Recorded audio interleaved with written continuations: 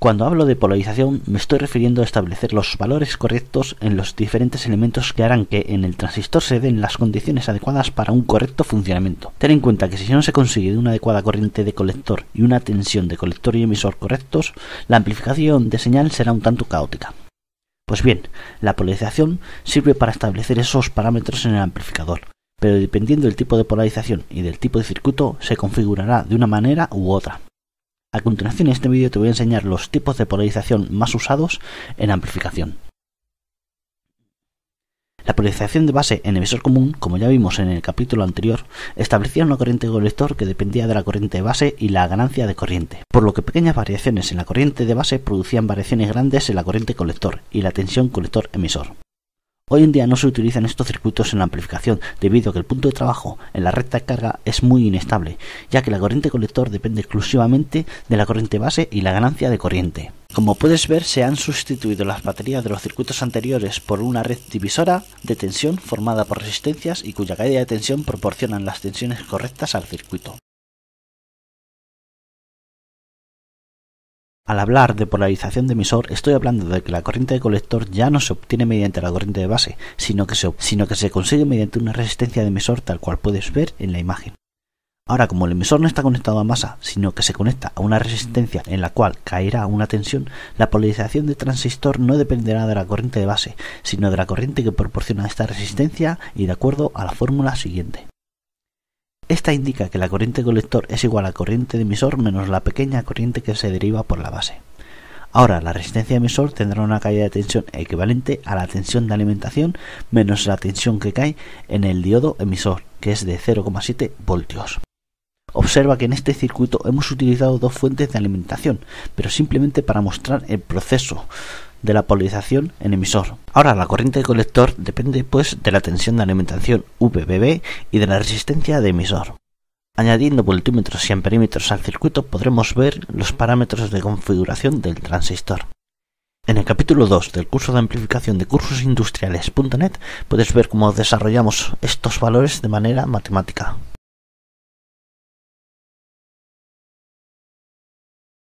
Otro sistema para obtener la polarización del transistor es mediante una red divisora de tensión formada por dos resistencias, tal cual puedes ver en el circuito siguiente. Al utilizar una red de resistencias ya podemos sustituir la tensión VBB por una caída de tensión en la resistencia R2 del circuito anterior.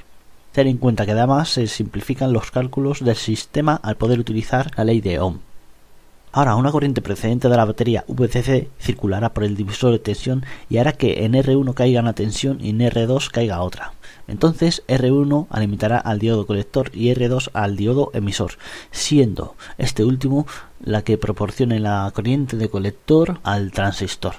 Observa cómo al variar la corriente de emisor, que es la misma que la del colector, varía la tensión VC y la tensión VCE, de manera que según disminuye la corriente colector aumentan las tensiones en dichos parámetros, y si aumenta la corriente disminuyen tal como ves en el vídeo.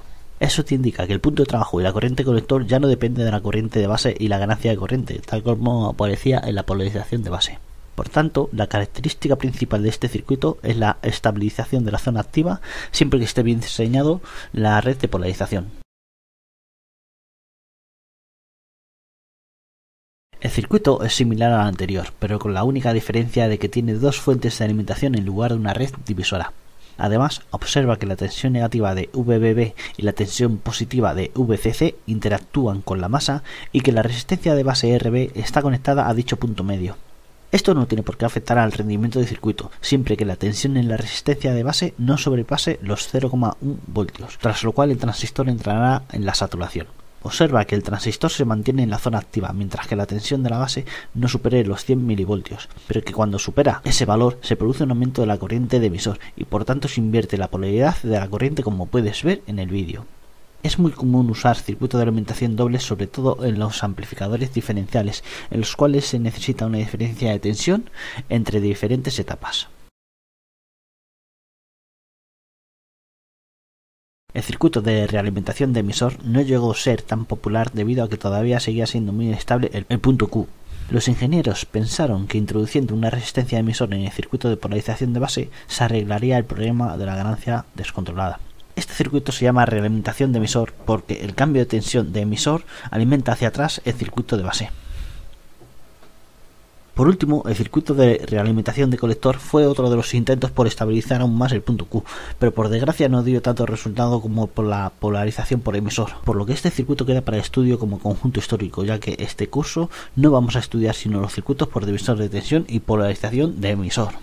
Espero que te haya servido de algo este vídeo y no dejes de visitar mi canal y mi página web cursosindustriales.net. Gracias.